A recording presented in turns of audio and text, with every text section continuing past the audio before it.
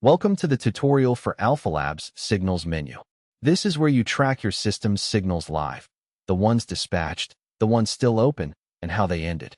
And from here you configure where they're sent, Telegram, email, or webhook, and even automatic execution on your broker.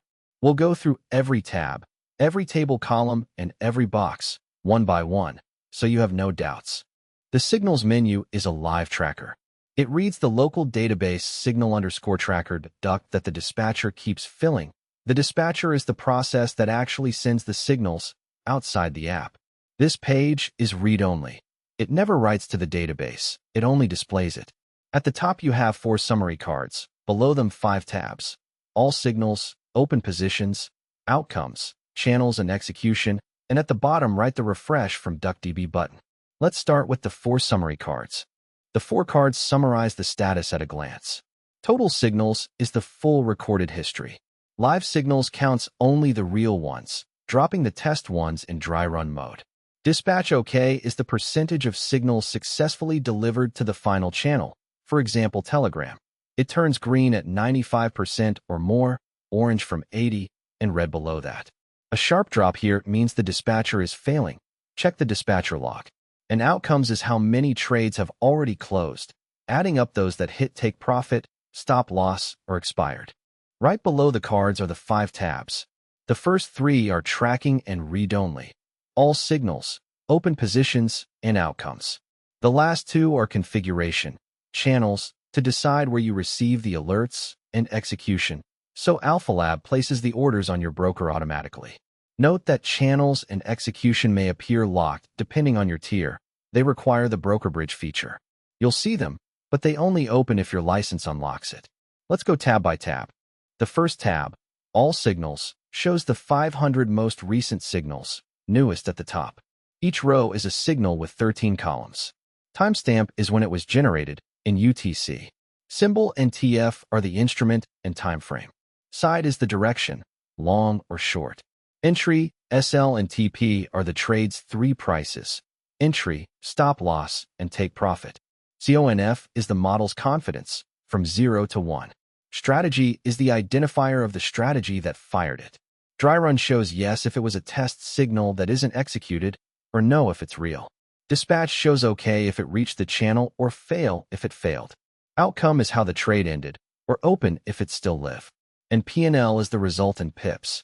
Any column can be sorted by clicking its header. It's worth focusing on the right-hand columns. The outcome column uses a fixed vocabulary. TP means it hit take profit.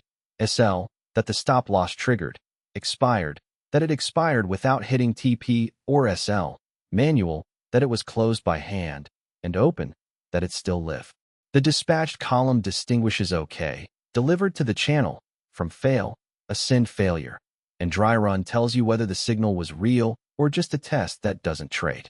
With this, at a glance you know what happened to each signal and how many pips it added or subtracted.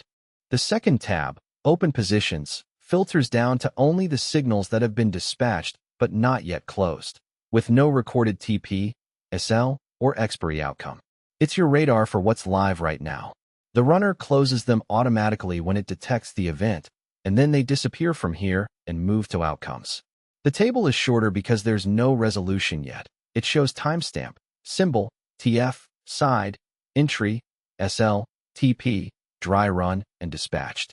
There are no outcome or P&L columns because, by definition, they don't exist yet.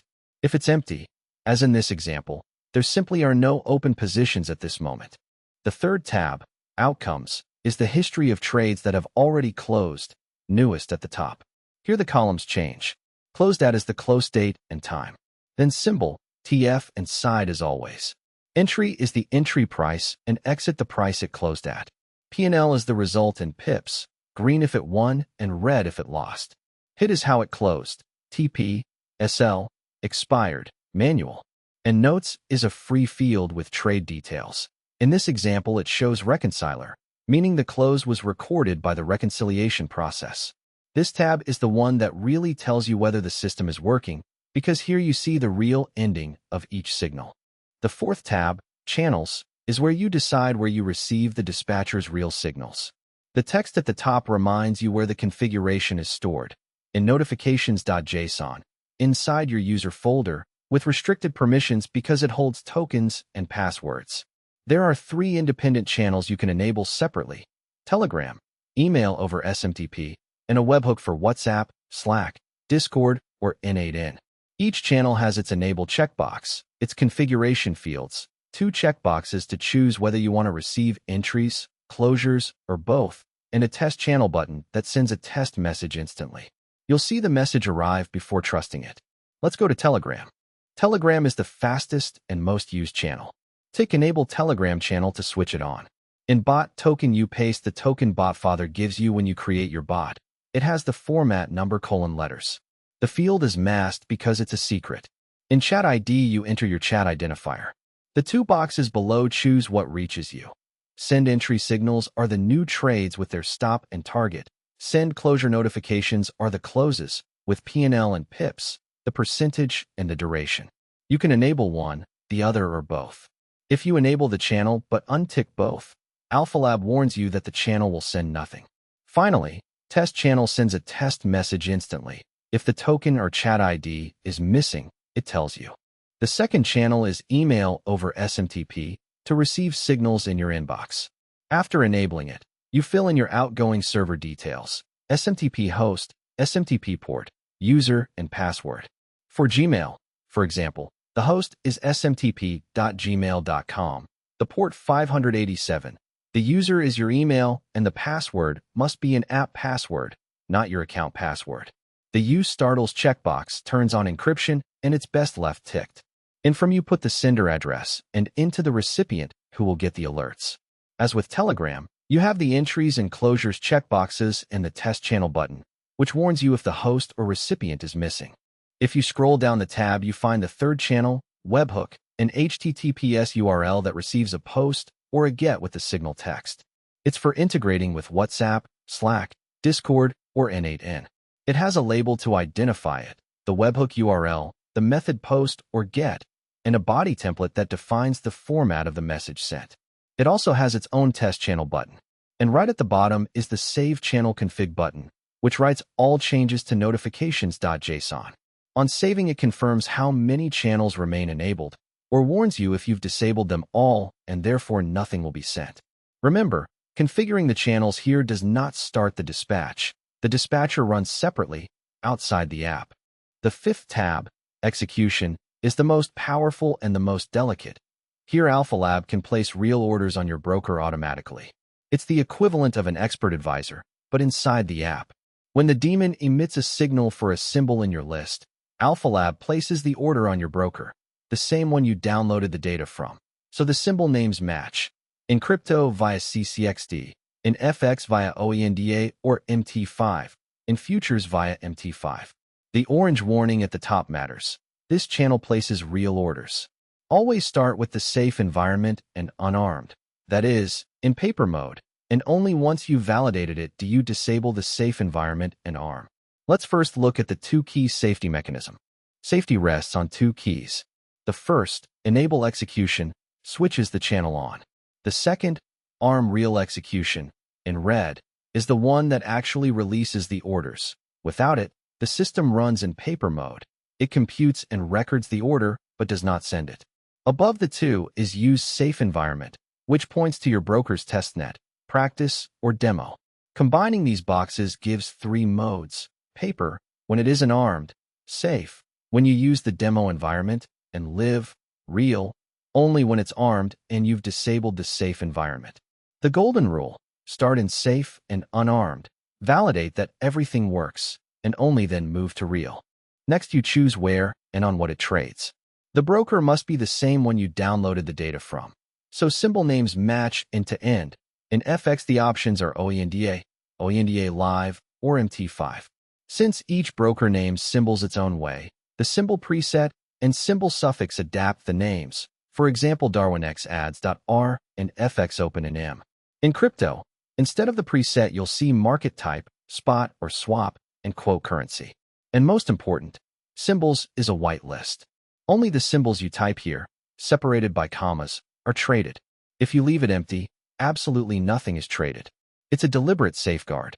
The sizing and risk block defines how much and under what limits it trades.